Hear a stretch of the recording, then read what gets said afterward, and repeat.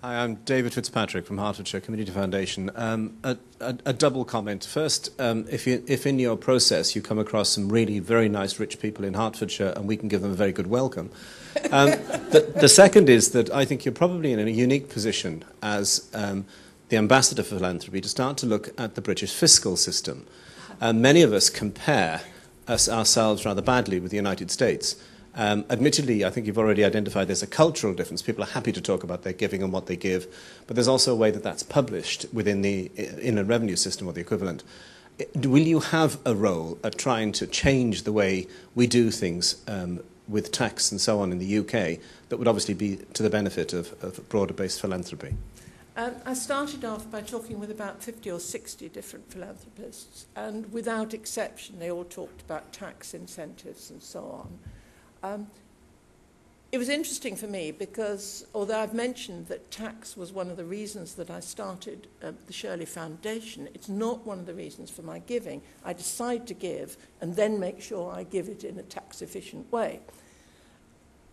But everyone sort of really wants more tax breaks. It is a myth that our tax breaks are poor, because when you actually know your way through them, they're not quite as good, but nearly as good as the American system. What is the trouble is that we don't understand it. We don't know it. It's too complex. And so the discussions with Treasury, who are not exactly easy to talk with, have focused on lifetime giving, on simplification of gift aid in particular, and in having a sort of plain guide to the tax breaks that are available. So yes, the fiscal side is part of my brief. I don't have that sort of background, but it's pretty important. But today's climate isn't going to allow a lot of give there. We shall get some in the next budget. I think this would have to be the last question. I think the gentleman here. Thank you. Yes, I'm Charles Clark from Essex Community Foundation.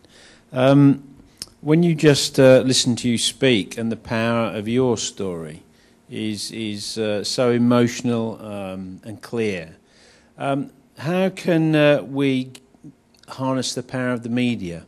Because it does seem to me that in today's world, when everything is sort of soundbite, everything is upfront, just to get the media to sort of take this seriously could really help in this, what is clearly going to be a long journey. Well, I know it all seems very superficial, but it's not all superficial.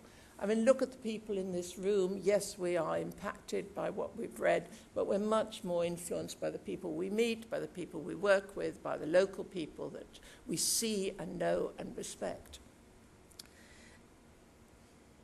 The media likes bad news. And of course, philanthropy is very good news. It's people having fun giving. It's people having joy and help receiving. One major media that I think we can make happen this year is to pull the BBC in to actually emphasize philanthropy in mainstream, not the community channel, but in mainstream media work. Well, I mean, there might be a philanthropy day or a thanks for giving day, or it might be a philanthropic decade or something like that. But one's going to have something to hang it on to. And each of us, we have interesting stories. We have to be prepared to share those with our local press and TV and radio, because that does make a difference. Modern media is still highly electronic, and so the Ambassador's website, I think, is aimed to be a major source of inspiration, a major source of stimulus to the media. I couldn't agree more with you, and all of us have to make that happen. Steve, thank you very, very much indeed.